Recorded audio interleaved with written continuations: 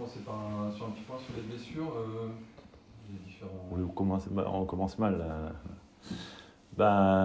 Les blessures, c'est toujours un peu les mêmes là, pour l'instant. Donc avec Romain, qui est le plus ancien des blessés, on va dire. Alors lui qui est en réathlétisation, qui était sur le terrain, vous l'avez peut-être aperçu. Donc qui est en phase de reprise. Donc il est sur le terrain depuis 2-3 jours, je crois. Donc ça va prendre encore un petit peu de temps, mais bon, il est sur la bonne voie. Il faut faire attention quand même, parce que le mollet, c'est toujours un peu délicat. Mathias, il a toujours un plâtre, et je pense qu'il va être déplâtré prochainement. Là, je ne peux pas vous dire la date, je n'ai pas tout en tête. Et puis quand on lui aura enlevé le plâtre, on verra un peu comment sa cheville a réagi, mais c'est vrai que lui, il est aussi... dans une indisponibilité un peu plus longue. Brendan fait des soins et a repris la course. Donc, on peut imaginer qu'il puisse revenir aussi d'ici une semaine avec le groupe. Peut-être dans la semaine prochaine ou en fin de semaine prochaine, je sais pas. Non. Bon, ça dépendra un petit peu de l'évolution, s'il y a des douleurs, pas de douleurs. Enfin bon, c'est musculaire, donc c'est vrai que ça. Et puis après, le dernier en date, Noah, a fait un examen et on attend les retours en fait de l'analyse de ces images pour pouvoir avoir une idée plus précise. Il se plaint de la hanche, quoi. Voilà. Donc 4 absents. 4 absents. Pour l'instant. Sur l'adversaire, vous jouez une équipe à l'agonie en ce moment un peu, 11 défaites consécutives. Est-ce que c'est une position dangereuse pour vous ou... De toute façon, c'est un match particulier parce qu'on va dire que c'est pratiquement une défaite interdite pour les deux équipes, quoi. Donc c'est ça qui rend le match en fait difficile à appréhender, difficile à peut-être préparer. C'est des équipes qui ont besoin de prendre des points. Il est évident que se dire qu'il faut absolument gagner, ça change rien au Schmilblick, quoi. En fait, c'est pas ce qu'il faut gagner, c'est ce qu'on doit mettre en place pour gagner. Qu'est-ce qu'on doit faire, nous, en tous les cas, pour remporter ce match. Et c'est le contenu sur lequel il faut se pencher, et c'est effectivement qu'est-ce que l'équipe va devoir développer dans le jeu pour pouvoir effectivement remporter ce match. On sait très bien qu'il a une importance capitale, il n'est pas décisif non plus, mais j'allais dire même plus qu'il est peut-être plus décisif pour les Angevins que pour nous. Mais en même temps, on reçoit, et c'est vrai que quelque part, on a envie de renouer avec la victoire, et donc ça serait bienvenu dimanche, effectivement. Quels sont les points forts et les points faibles de cette équipe ? Les points forts, c'est que c'est une équipe qui a des bons joueurs de ballon, qui est une équipe qui est capable de garder le ballon, d'avoir des temps de possession, de bien l'utiliser. Il y a des joueurs qui sont dangereux parce que il y a, comme je l'ai dit, de belles individualités, en passant par Bouffal, Ben Taleb et d'autres. Donc, il y a des joueurs, effectivement, quand on la regarde, cette équipe, elle est malgré tout intéressante. On voit depuis ces derniers matchs, c'est une équipe qui est plus difficile à jouer, qui concède moins de buts, qui perd sur des scores vraiment très étriqués quand elle perd, et qui reste sur 2 victoires en coupe. Donc voilà, c'est évident que c'est une équipe après qui est, forcément, vous l'avez dit, avec un bilan qui est difficile sur ces derniers matchs en Ligue 1, mais qui est forcément une équipe qui va venir ici pour ressusciter, puisque c'est pas moi qui ai donné, enfin c'est pas moi qui ai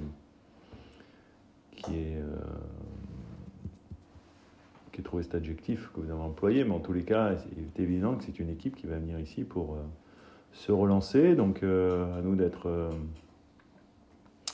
de faire le match que l'on veut faire et effectivement de contrecarrer leur projet, quoi.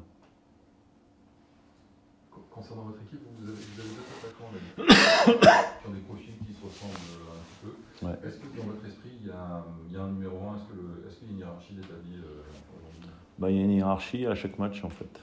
Et elle peut changer suivant les matchs. C'est vrai que je prends une option au match le match. Pour l'instant, On va dire que à chaque fois que j'ai fait appel à eux, ils ont quand même répondu. On peut considérer que Islam a fait quand même un bon match sur le match de Lens. Je l'attendais aussi sur ce match-là, parce que je le connais, et c'est vrai que pour l'instant, et on en avait parlé ensemble, je trouvais que c'était insuffisant ce qu'il faisait, l'entraînement notamment, et que moi j'ai tendance à faire mon 11 par rapport à ce que je vois à l'entraînement. Donc on a eu une discussion franche, honnête et sincère, comme j'aime l'avoir avec mes joueurs. Donc je trouve qu'il a bien réagi sur le match de Lens, parce qu'il a été le Islam que j'attends, un leader d'attaque, qui est capable aussi de marquer quand l'opportunité se présente. Après, tout n'est pas parfait, que ce soit pour l'équipe, que ce soit pour tous les joueurs. J'attends de toute façon que tous augmentent leur niveau individuellement. J'attends que tous également augmentent leur niveau de jeu, tout simplement, parce que quand individuellement ils vont être ne serait-ce que 5% meilleurs, forcément, exponentiellement, sur le collectif, ça va être une meilleure équipe. Donc voilà, chacun a besoin de retrouver cette confiance que j'ai retrouvée par moments sur le match de Toulouse, où j'ai trouvé qu'on avait quand même été offensivement intéressant, et notamment notre capacité à mettre le ballon dans la surface de réparation adverse et à frapper. Et sur le match de Lens, par séquence, où j'ai trouvé, même dans les commentaires alors, je suis incapable de vous dire, parce que moi, je lis que la revue de presse du club. Donc, la revue de presse du club, j'y reçois un peu tous les articles que je lis. Et j'étais presque un peu étonné de la manière dont a été jugé le collectif de l'équipe contre Lens, quoi. J'ai trouvé que c'était un peu sévère, parce que j'ai lu qu'on avait subi, j'ai lu que... alors qu'on a tiré plus qu'eux. Alors oui, on avait beaucoup moins de réalisme, ça c'est sûr. Mais j'ai trouvé qu'on a bousculé cette équipe lensoise, j'ai trouvé qu'on a mis du rythme. J'ai même lu à un moment donné que les Lensois étaient un peu amorphes ou des choses comme ça. Enfin, moi, j'ai pas du tout ressenti ça, en tous les cas, du banc. J'ai bien sûr remarqué qu'on a fait des erreurs d'inattention, des erreurs notamment sur coup de pied arrêté, qui nous ont coûté cher sur les 2 derniers matchs, puisque entre le match de coupe et le match de Toulouse, on a perdu 2 points, je pense, à Toulouse sur une erreur d'inattention, et sur le match de coupe, ça nous a coûté peut-être un peu la qualification. Donc, mais bon, globalement, j'ai trouvé que les joueurs avaient fait un match face à quand même une équipe qui est très forte, hein, Le Monde depuis le début de la saison, un match avec beaucoup de courage, avec beaucoup de détermination. Après, il nous a manqué un peu la réussite.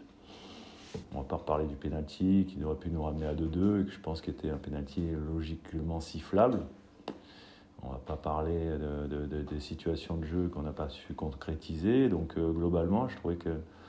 Donc voilà, je pense que si on arrive à mettre la même envie, la même intensité et la même qualité sur le match de dimanche, je pense qu'on risque d'être récompensé, quoi, tout simplement. Parler de confiance et d'Islam, est-ce que le fait de marquer, c'est important pour un attaquant? Ça faisait longtemps que ça fait parier, est-ce que ça... À toi, c'est un parti? Oh, je ne suis pas sûr, parce que l'Islam est... je pense pas qu'il est dans cet état d'esprit. Non, je crois que c'est un garçon qui a quand même naturellement une bonne confiance en lui. C'est un attaquant qui a roulé sa bosse. Non, je crois que voilà, aujourd'hui, vous l'avez dit, c'est 2 garçons qui ont un peu le même profil. C'est difficile aussi, je pense, même dans la complémentarité de les faire jouer ensemble.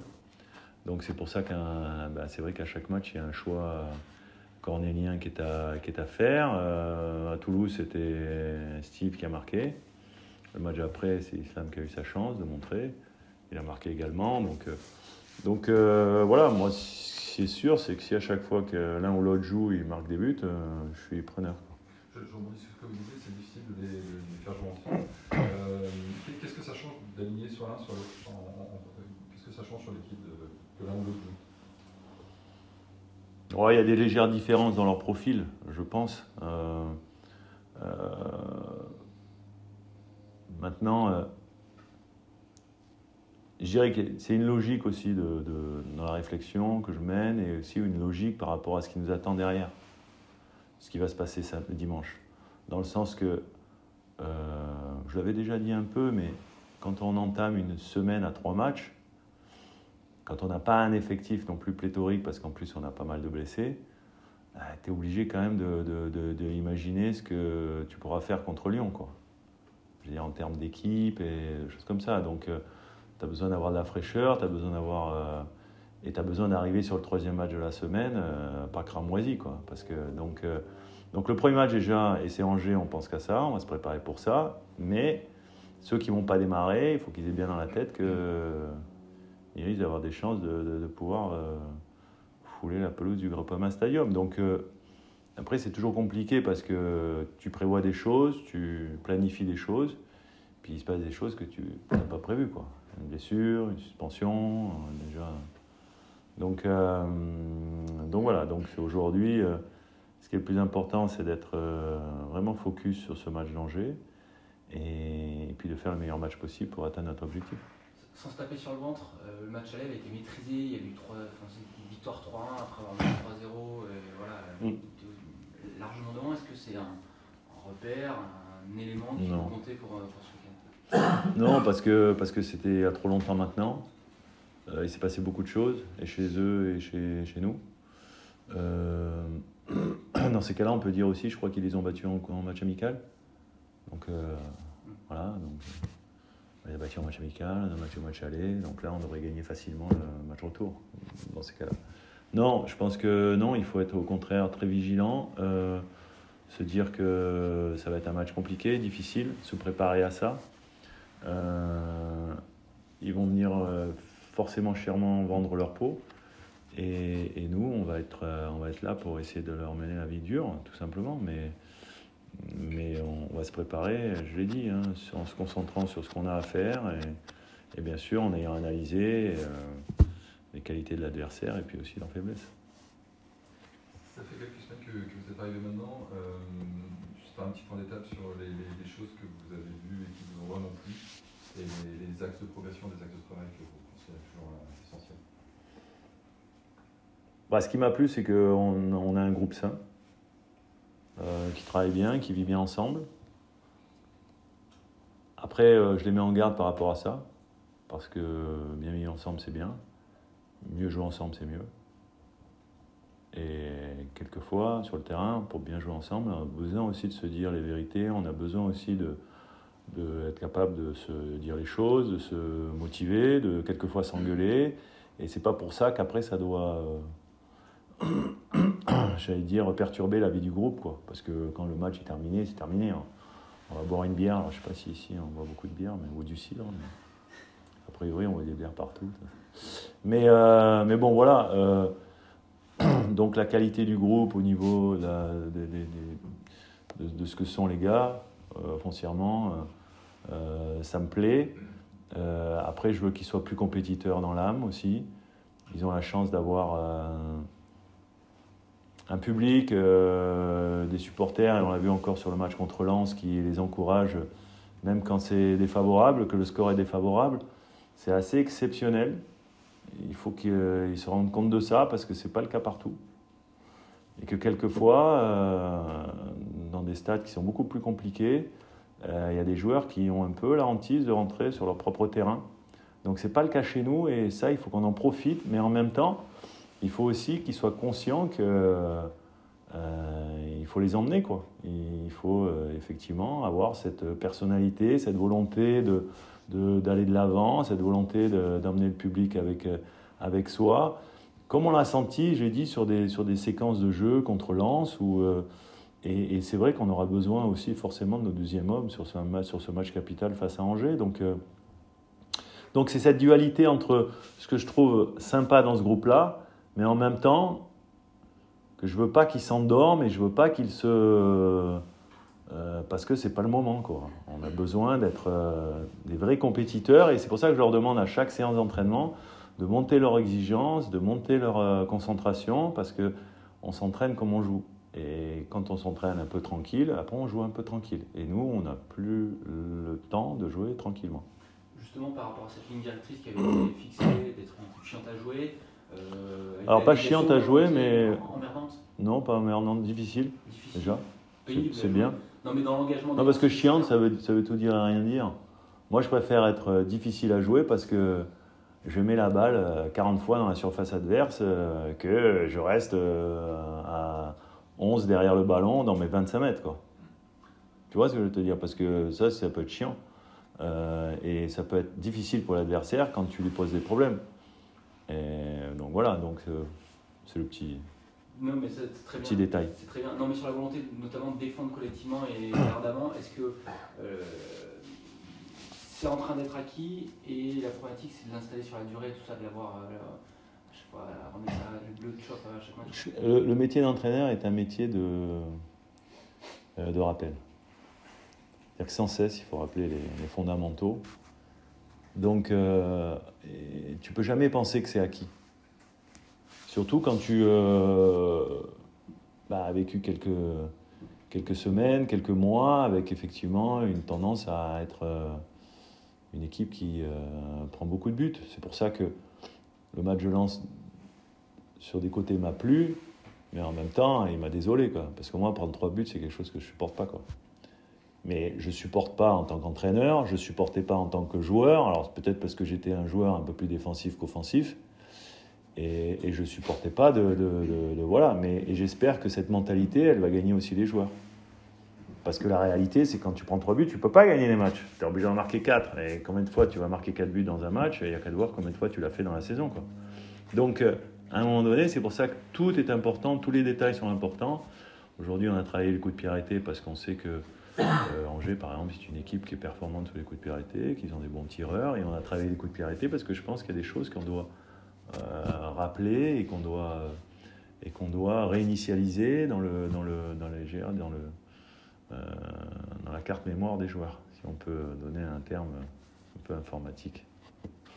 On est en pleine période du mercato. Est-ce qu'il y a des postes particuliers où vous estimez avoir besoin de renfort?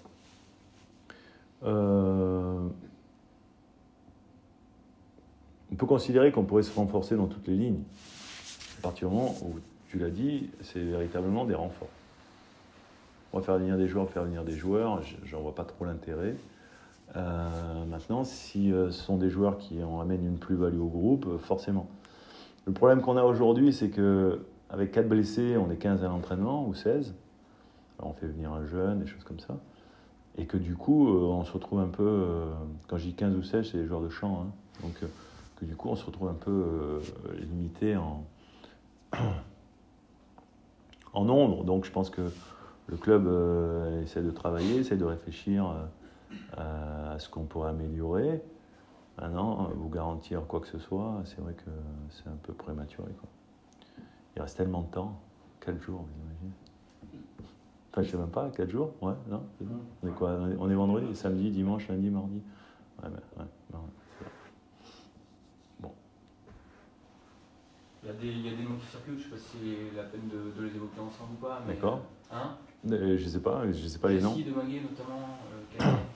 D'accord. Est-ce que c'est une piste qui est crédible, avancée? Moi, je vous parlerai jamais je vous donnerai jamais de nom. Je le connais, hein, parce que c'est un joueur bien sûr de Caen. Et c'est un joueur qui est intéressant et qui tire très bien les coups de pied arrêtés. Maintenant, je vous en dirai pas plus. Je sais pas. C'est vous, en tous les cas, qui avez annoncé. Mais c'est un bon joueur. C'est les seuls noms que vous avez, en fait? Non, Bakwa à Bordeaux. Qui ça? Bakwa à Bordeaux. Bakwa, d'accord. Ok. Non, je vois. Et puis? Ça fait partie des monde. Alors, c'est bien parce que je vais vous dire un truc. Il y a une chose qui est importante dans les clubs, et notamment quand on travaille sur le mercato, c'est que il y a peu d'informations qui fuitent. Et je me rends compte qu'il y a peu d'informations qui fuitent, donc c'est pas mal. Non, mais c'est vrai, parce que ce qui est terrible, en fait, dans un club, c'est quand tu travailles sur une piste et que c'est dans le journal, quoi. Parce que du coup, tout de suite, tu te retrouves...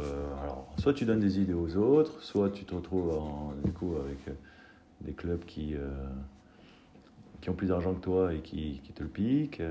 Enfin, voilà, donc forcément, tu as besoin d'avoir... quand tu es le Stade Brestois, d'être malin et puis effectivement de travailler avec beaucoup de discrétion. Et moi, comme j'ai toujours été un garçon discret, donc je préfère ça, effectivement. Donc c'est pas moi qui vais vous dire des noms. Non, bien sûr, non, mais sans. Alors, de fait, non, est-ce qu'il y aura des arrivées d'ici mardi soir? Bah écoutez, par rapport à la configuration actuelle, je l'espère. Mais après, il n'y a aucune demande de ma part. Comme je l'ai déjà dit, moi je suis prêt à travailler avec ce groupe-là. Je suis prêt à relever les objectifs avec ce groupe-là. S'il y a des joueurs qui arrivent et qui nous apportent un plus, ce sera très bien. Sinon, on fera avec, quoi. Il y a Loïc Rémy qui s'entraîne avec vous depuis le début de semaine. Ouais. Quelles impressions vous avez laissées cette semaine? Plutôt bonne, en sachant que malheureusement, avant la fin du mercato, on ne va pas pouvoir le juger sur ce qui peut être dans quelques semaines. Voilà, parce qu'il est loin de sa forme optimale, parce que ça fait 6-7 mois qu'il n'était pas avec un groupe et jouait tout simplement au foot. Courir, c'est une chose, mais bon, s'entraîner, c'est complètement... Avec un groupe, c'est déjà une chose différente. Faire des matchs amicaux, c'est une troisième chose. Et faire des vrais matchs officiels, c'est encore une étape supplémentaire. On l'a vu avec Kenny, qui a fait 1 mois et quelques avec le groupe. Quand il est son premier match à Avranches, ses premières minutes, elle était... et voilà, donc